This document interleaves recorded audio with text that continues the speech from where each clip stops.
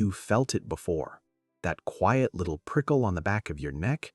You're walking through a park, maybe even your own backyard, and something just makes you stop. You look up, and there it is, a crow, perfectly still on a branch, black eyes locked onto yours with this intensity that honestly doesn't feel random at all. You tell yourself it's nothing. Birds look at things. That's just what they do. But here's what you don't know. That crow isn't just looking at you. It's filing you. Right now, in this moment, your face, the way you walk, the sound of your footsteps, whether you held eye contact or glanced away, all of it is being processed, sorted, and stored in a memory that will outlast this afternoon, outlast this year. And honestly, it might outlast you. And honestly, you just walked into a surveillance network you never signed up for. Most people assume that when an animal watches you, it's just instinct. Reflexive. The animal clocks you as a large thing, decides you're not an immediate threat, and moves on. Crows don't move on. And this is where it gets interesting. What makes them different from almost every other creature isn't just that they notice you. It's what they actually do with that information. They build a profile. They share it. And in ways that science is honestly still catching up to, they pass that profile forward through time, across generations, through a kind of social memory that functions less like animal instinct and more like institutional record-keeping. So the question isn't really, are crows watching you? The real question is, how long have they been watching? And here's why this matters beyond just the creepy feeling it gives you. Crows are everywhere. Cities, suburbs, parks, parking lots, quiet back roads. There are around 31 million American crows in North America alone. And that number keeps climbing. They're not retreating from human civilization. They're moving deeper into it, and they bring the network with them. If you've ever been followed by a crow's gaze and felt like something more was going on, you were right. Because what researchers have found isn't just fascinating, it's a little unsettling. The relationship between crows and humans isn't passive. It isn't accidental. It's deliberate, deeply, unmistakably deliberate. If this is the kind of thing that makes you look at a walk in the park completely differently, subscribe if you haven't already. We dig into the stuff most nature documentaries just kind of glide past. Now, let's open the file. Picture a filing cabinet. Inside, there's a folder, your height, your walk, the color of your jacket, the sound your keys make, a photo of your face from 17 different angles. Now picture that cabinet isn't in any building you've ever been to. It's in the mind of the crow sitting on your fence. Back in 2008, researchers at the University of Washington ran what's become one of the most referenced studies in animal cognition. They walked through a crow-populated campus wearing these distinctive caveman masks, captured some birds, banded them, released them, then came back. Same masks, same routes. The crows remembered, not just the ones that had been caught, but others. Crows that had never been touched. Crows that had never been touched. Crows that had simply watched from the trees. They dive-bombed the masked researchers, scolded them, tracked them across campus, and then weeks later, those same researchers walked the same routes without the masks. Silence, not a single reaction. The crows weren't responding to a threat at the moment. They were responding to a face, a specific, remembered face.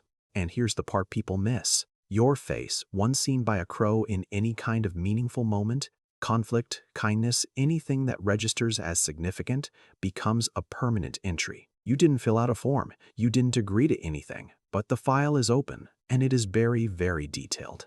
There's a particular kind of silence that falls over a neighborhood when the crows have decided someone is an enemy. It starts small. One bird tracking you from a rooftop as you walk to your car, then a second one appears, positioned differently, almost like coverage, and then the calls start. Short, sharp staccato bursts that honestly sound like some kind of code, because in a way, they are. Crows have this documented behavior called mobbing. When a crow identifies a threat, a predator, a human who wronged the group, something that needs to be driven out, it broadcasts, it recruits. Other crows show up, sometimes from half a mile away, pulled in by a specific alarm call that basically means, I found the one.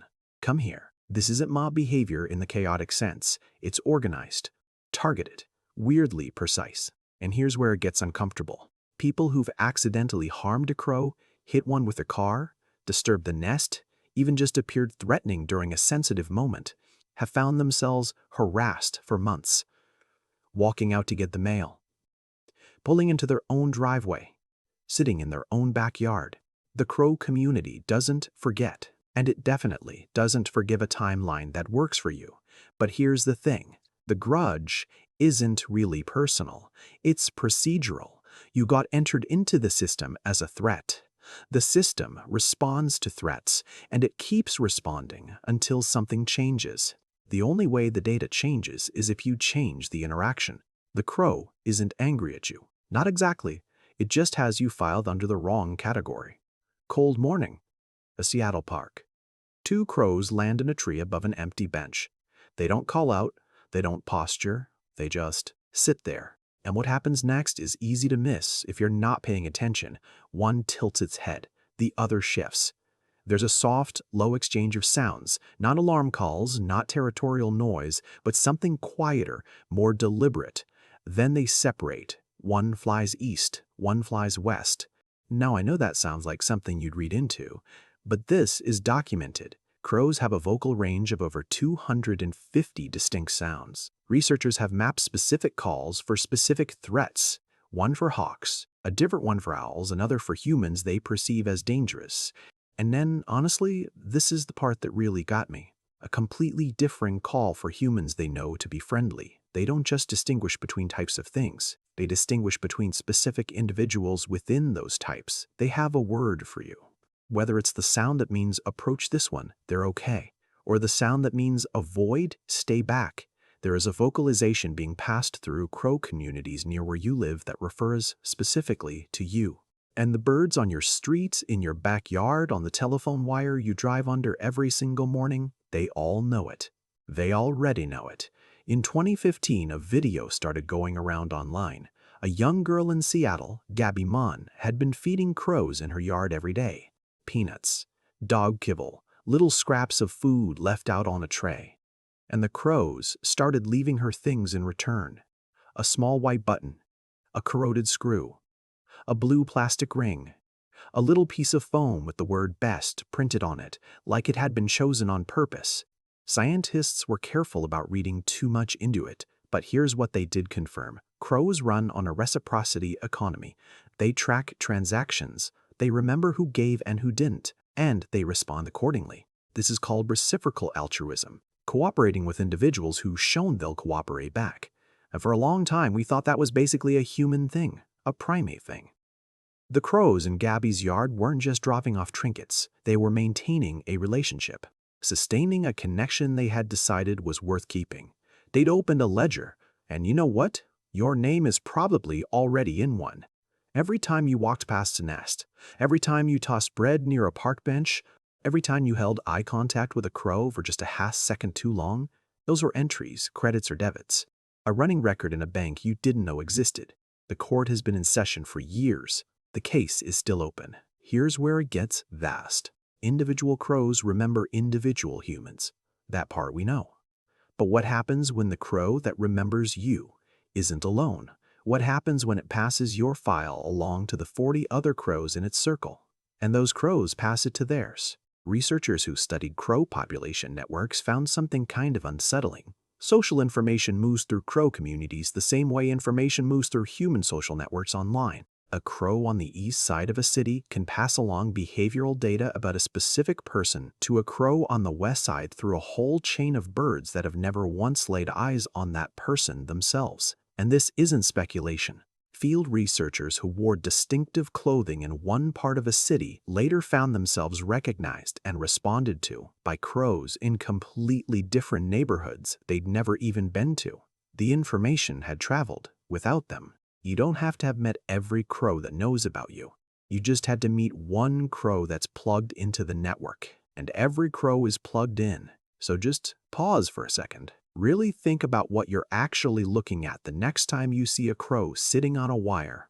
You're looking at a node in a living intelligence network, a node that's reading your face in real time, cross-referencing it against a shared social memory, broadcasting updates to nearby nodes who push it even further. And it's been doing this constantly, without stopping, without resetting, since before you ever moved into your neighborhood. The crow on your fence isn't just a bird. It's an interface. And behind that interface is a distributed system, memory, communication, judgment, that operates with a kind of coherence and sophistication we're honestly only just starting to understand. So here's the question worth sitting with. What does the network think of you? This is the part that most people struggle to really absorb the first time they hear it. The network is not neutral. Crows don't just watch and record, they evaluate. Every interaction you've had, whether you were paying attention or not, has been given a value. You've been assessed, categorized, and placed into a social standing inside a community that has its own hierarchy, its own internal judgments, its own quiet sense of who deserves help and who deserves something else entirely. There are people walking through crow-dense neighborhoods right now in complete peace, birds landing near them, moving aside calmly, sometimes leaving small objects in spots they'll find later. These people didn't go looking for that kind of relationship. But through a series of ordinary moments, moments the crows decided mattered, they were quietly accepted, trusted. And then there are others, people who never intentionally hurt a crow. Maybe they walked too close to a nest once, made a sudden movement at the wrong moment, or now they live under this low-level, persistent social sanction they can't explain and don't fully understand. The network decided. The network spread the word, and the network remembers, right now in this moment, every crow that can see you is forming an opinion. The question is, what does your file say? Go back to that moment, the park, the backyard, the crow on the branch with those flat, black, unreadable eyes. You thought it was looking at nothing. You thought you were basically invisible to it. You thought whatever was happening in that space between you was nothing. It wasn't.